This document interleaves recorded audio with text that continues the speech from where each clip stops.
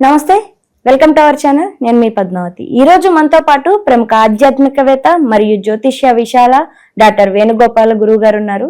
మరి గురువు గారితో మాట్లాడేద్దాం. నమస్కారం గురువు గారు. నమస్తే అమ్మా. గురువు గారు, మే నెలలో చూసుకున్నట్టయితే మేషరాశి వారికి అసలు వీరికి అనుకూలంగా ఏమైనా ఉన్నాయంటారా? దాంతో పాటుగా అసలు వీరు ఎటువంటి విషయాల్లో జాగ్రత్త తీసుకోవడం వలన మరింత మంచి ఫలితాలు వచ్చేయడానికి అవకాశం ఉంటుందంటారు? ఈ మేషరాశి వారికి 2025 మే నెలలో 4 నుంచి 5 గ్రహాలు అనుకూలంగా ఉన్నాయమ్మా. తద్వారా మంచి ఫలితాలు రావడానికి ఎక్కువ అవకాశం. ఏవే గ్రహాలు అంటారు గురువు గారు? సహజంగా వీరికి రవి ఈ మే 14 నుంచి జన్మరాశిలో సంచరిస్తున్నాడు. సహజంగా సూర్య భగవానుడు మేషరాశిలో సంచరించినప్పుడు ఉన్నత స్థానంగా ఉంటాడు, అంటే ఉచ్చ స్థానంలో ఉంటాడు. జన్మరాశిలో సంచరిస్తున్నాడు కాబట్టి నూతన ఉద్యోగాలు రావడానికి అవకాశం ఉంటుంది, స్థానచలనం జరగడానికి అవకాశం ఉంటుంది, బదిలీ జరగడానికి అవకాశం ఉంటుంది, తండ్రి నుంచి సపోర్ట్ ఉంటుంది. ప్రభుత్వ ఉద్యోగులకైతే వాడికి ప్రభుత్వం నుంచి సపోర్ట్ ఉంటుంది. రాజకీయ నాయకులకైతే ఏదైనా నూతన అవకాశాలు, అనగా వాళ్ళు గెలిచినటువంటి నుంచి ఒక ఎమ్మెల్యేనో ఎంపీ అయితే మంత్రిగా మారడానికి, అలాంటి కొంచెం చెప్పుకోదగ్గ అభివృద్ధి మేషరాశి వారికి ఈ మే నెలలో జరిగేటువంటి అవకాశం కనిపిస్తుంది.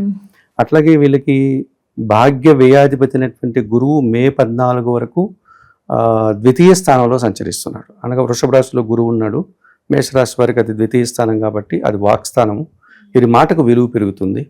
విద్యారంగంలో పనిచేసే విద్యార్థులకు మంచి ఫలితాలు వస్తాయి. అలాగే ప్రభుత్వ ఉద్యోగులకి వారు చేసేటువంటి కార్యక్రమాల్లో మరింత మంచి ఫలితాలు రావడానికి అవకాశం ఉంటుంది. కుటుంబపరమైనటువంటి ఒక శుభకార్యాలు కూడా నిర్వహిస్తారు. వాడు స్థిరాస్తుల నుంచి ఆదాయాలు ఏదైనా వచ్చేటువంటి పరిస్థితి కనిపిస్తుంది.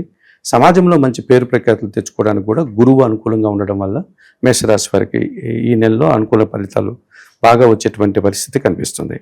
అదే ద్వితీయ సప్తమాధిపతి అయినటువంటి శుక్రుడు ఈ నెలంతా వ్యయంలో సంచరిస్తున్నాడు. సహజంగా వ్యయం అంటే మనకు 12వ భావం. 12వ భావంలో ఏ గ్రహం ఉన్నా కూడా మంచి ఫలితాలు ఇవ్వదు. ఒక శుక్రుడు మాత్రమే 12వ భావంలో మంచి ఫలితాలు ఇస్తాడు. సో ఆ రకంగా వీరికి శుక్రుడు మీనరాశిలో సంచరిస్తున్నాడు కనుక మేషరాశి వారికి అది వ్యయం కావడం వల్ల కుటుంబ సౌఖ్యాన్ని పొందగలుగుతారు. సృజన సహకారం బాగా ఉంటుంది.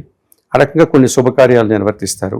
ఇంట బయట కూడా గౌరవ మర్యాదలతో ఆనందంగా ఉండడానికి, అంటే సమయానికి భోజనం, నిద్ర, ఇలాంటివి, వస్త్రధారణలు, నూతన వస్త్రాలు కొనుగోలు చేయడం, ఇలాంటివన్నీ పనికొస్తాయి. సినిమా రంగంలో ఉండేవారికి కూడా మంచి అవకాశాలు రావడానికి అనుకూల వాతావరణం కనిపిస్తుంది.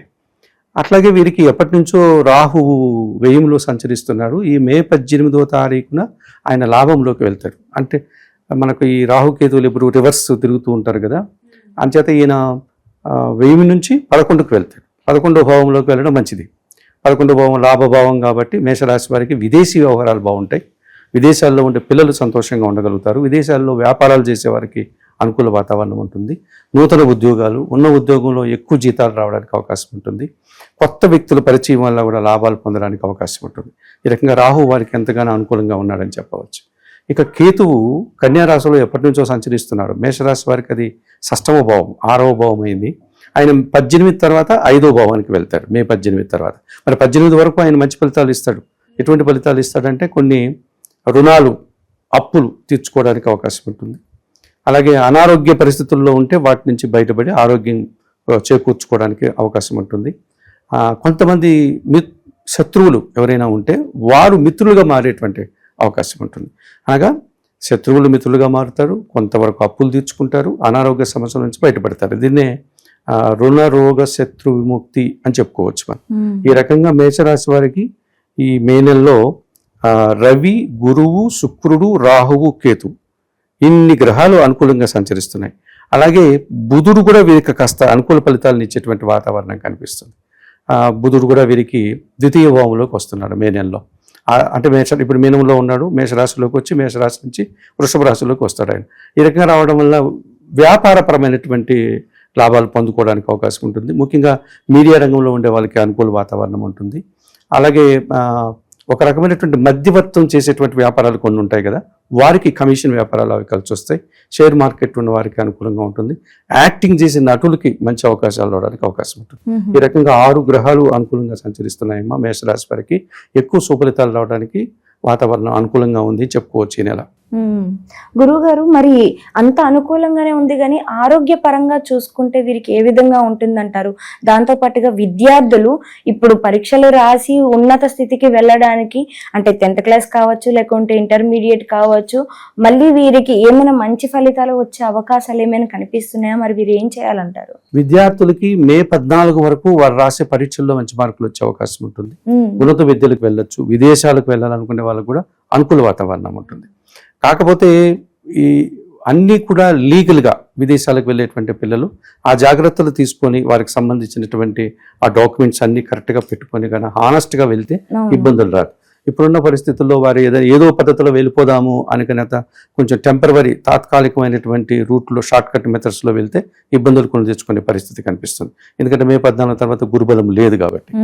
గురుబలం లేకపోవడం చేత పని ఒత్తిడి పెరుగుతుంది వీరికి. ఆ పని ఒత్తిడి వల్ల అలసట, శ్రమ లాంటి అనారోగ్యాలే కనిపిస్తున్నాయి. మిగతా దీర్ఘకాలికమైనటువంటి ఇబ్బందులు ఏమీ కనపడడం లేదు. కేతువు అనుకూలంగా ఉన్నాడు కాబట్టి ఆరోగ్యం నుంచి వారు మరింతగా అనారోగ్యం నుంచి బయటపడి ఆరోగ్యవంతులు అవుతారు. భగవంతుని ఆశీస్సులు కూడా వీరికి తోడుగా ఉంటుంది ఈ సంవత్సరం. కాబట్టి భయపడాల్సిన పని ఏమి లేదు. మేషరాశి వారికి అనుకూలంగానే ఉన్నాయి. కాకపోతే ఒక 2-3 గ్రహాలు మాత్రమే ప్రతికూలంగా సంచరిస్తున్నాయి. వాటికి ఏదైనా పరిహారాలు నిర్వర్తించుకుంటే మంచి ఫలితాలు పొందడానికి అవకాశం ఉంటుంది. గురుగారు, మరి ఇంతవరకు కూడా చూసుకున్నట్టయితే మనం ఇవన్నీ కూడా చూసుకుంటూ వచ్చాము. అయితే కోర్టు సమస్యలతో ఇబ్బంది పడుతున్న వారు ఉంటారు. దాంతో పాటుగా మేము ఇప్పుడు కొత్తగా ఏమైనా బిజినెస్ పెట్టుకోవాలి అన్న ఆలోచన ఉన్నా వాళ్ళు దీని మీద ఇన్వెస్ట్ చేయడం ద్వారా మరింత మంచిగా వాళ్ళ సంపద అనేది అభివృద్ధి చెందడానికి అవకాశం దొరుకుతుంది అంటారు. అంటే మన సహజంగా మనం కోర్టు విషయాలు మాట్లాడుకునేటప్పుడు, లేకపోతే వివాదాల గురించి మాట్లాడుకునేటప్పుడు, ఈ భూముల గురించి, వాహనాల గురించి మాట్లాడుకునేటప్పుడు కుజగ్రహం గురించి మాట్లాడుకోవాలి. మేషరాశి వారికి ఈ కుజుడు 4వ ఇంట్లో కర్కాటక రాశిలో ఉండడం వల్ల కర్కాటక రాశిలో కుజుడు బలహీనపడతాడు. అదే ఆయన మకర రాశిలో ఉంటే బలవంతుడు, ఉచ్చ స్థానంలో ఉంటాడు. సో కర్కాటక రాశిలో కుజుడు బలహీనపడడం వల్ల పెద్దగా కోర్టు వివాదాలు వెళ్ళేమి ఇబ్బంది పెట్టవు.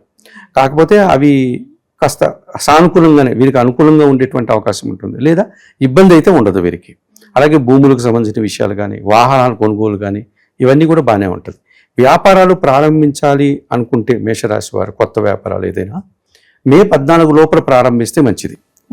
అట్లా కాకుండా విదేశీ సంబంధమైన వ్యాపారాలు ఏదైనా ప్రారంభించాలి అనుకుంటే, అంటే విదేశాలతో ఎగుమతి దిగుమతులు కానీ, ఇతరత్ర వ్యాపారాలు కానీ, ఏదైనా కన్సల్టేషన్ లాంటిది కానీ, అక్కడ విద్యార్థులకు పంపించడం, ఉద్యోగులకు పంపించడం, లేకపోతే అక్కడ ఏ వ్యాపారం అయినా సరే విదేశీ సంబంధమైన వ్యాపారం అయితే మే 18 తర్వాత ప్రారంభించుకోవడం వల్ల మంచి ఫలితాలు రావడానికి అవకాశం ఉంటుంది. అయితే వీరికి శనిగ్రహం ఒకటి కాస్త ప్రతికూలంగా ఈ సంవత్సరం ప్రారంభమైంది. మనకు గత ఉగాది పండుగ ముందు రోజే శని భగవానుడు మీనరాశిలోకి వచ్చాడు. మేషరాశి వారికి అది ఏలినాటి శని ప్రారంభమైంది. ఈ ఏలినాటి శని ప్రభావం ఒక్కటి మాత్రం మేషరాశి మీద ఉంటుంది. అయితే మేషరాశి వారికి ఏలినాటి శని ఎవరికైనా సరే, శని అంటే చాలా మంది భయపడేటువంటి వాతావరణం. కాకపోతే వీళ్ళకి 12వ ఇంట్లో శని ఉండడం వల్ల కొంచెం ఖర్చులు పెరుగుతాయి, చిన్న చిన్న శారీరకమైనటువంటి అనారోగ్యాలు కనపడతాయి. అది వయసు రీత్యా అందరికీ కనపడదు. ఇప్పుడు యుక్త వయసులో ఉన్నటువంటి వాళ్ళకి శని ప్రభావం ఏమీ కనపడదు, వాళ్ళు దాని గురించి ఆలోచించరు. వయసు 45-50 ఏళ్ళు దాటినటువంటి పెద్దవాళ్ళకి ఏదైనా జాయింట్ పెయిన్స్ లాంటిది, అంటే మెడ దగ్గర నొప్పి రావడం, నడుము దగ్గర నొప్పి రావడం, కాళ్ళు, మోకాళ్ళు, ఇలాంటి జాయింట్స్ దగ్గర పెయిన్ వస్తుంది వయసు రీత్యా. సో వారు కొంచెం జాగ్రత్తలు తీసుకోవాల్సి ఉంటుంది. కొంచెం వాకింగ్ లాంటివి చేసుకోవడము, ఇతరత్ర వాళ్ళు యోగా లాంటివి చేసుకోవడము, అవి చేసుకోవాల్సి ఉంటుంది. సహజంగా మనకు ఉద్యోగులకి, పనిచేసే వారికి, వృత్తి ఉద్యోగ వ్యాపారాల్లో ఉండే వారికి ఏలినాటి శని అంటే పని పెరిగిపోతుంది, పని పెరుగుతుంది, పని భారం పెరుగుతుంది, పని శ్రమ పెరుగుతుంది. అలా పెరిగినప్పుడు ఏం చేయాలి? మనం దాన్ని సద్వినియోగం చేసుకోవాలి. సహజంగా ప్రతి మనిషి కోరుకోవాల్సింది పని కదా.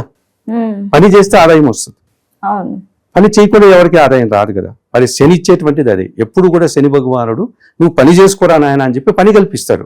ఆ విపరీతమైనటువంటి పనిని నిరంతరాయంగా చేసేవాడు, పనిని దయంగా భావించేవాడికి ఏలినాటి శని ఏమీ చేయదు. ఆ రకంగా మేషరాశి వారికి ఈ సంవత్సరం పని పెరుగుతుంది, ఉన్న పని కంటే అదనపు బాధ్యతలు పెరుగుతాయి. ఆ రకంగా వారు దాన్ని సద్వినియోగం చేసుకుంటే ఏలినాటి శని వారిని ఏమీ ఇబ్బంది పెట్టదు. శని భగవానుడికి సంబంధించినటువంటి ఏలినాటి శని ప్రభావం ఉంది కనుక ఎక్కడైనా అందుబాటులో ఉంటే శనీశ్వర ఆలయానికి వెళ్ళి స్వామివారికి అక్కడ అందుబాటులో ఉండే పూజలు నిర్వర్తించుకోవచ్చు. చాలా దూరంలో ఉంది మాకు శనీశ్వరుడు, మేము వెళ్ళలేము అంటే గన ఈశ్వరునికి శనివారం రోజు వెళ్ళి పాలాభిషేకం చేసిన, హనుమంతుల వారికి, ఆంజనేయ స్వామికి తమలపాకులు పూజ చేసిన ఈ శని భగవానుడు వారికి కొంచెం అనుకూలించే వాతావరణం. ఆ రకంగా మేషరాశి వారు ఈ శని భారం నుంచి తప్పించుకోవడానికి, శని ఇచ్చేటువంటి శారీరక బాధల నుంచి తప్పించుకోవడానికి ఈ పరిహారాలు నిర్వర్తించుకుంటే సరిపోతుంది. నిజంగా గురుగారు చాలా చక్కగా వివరించారు. ఎవరెవరికి ఏ విధంగా ఉంటుందో పాటుగా పరిహారాల విషయానికి వస్తే కూడా ప్రతిదీ కూడా చాలా క్లారిటీగా వివరించారు. ధన్యవాదాలు గురుగారు. నమస్తే.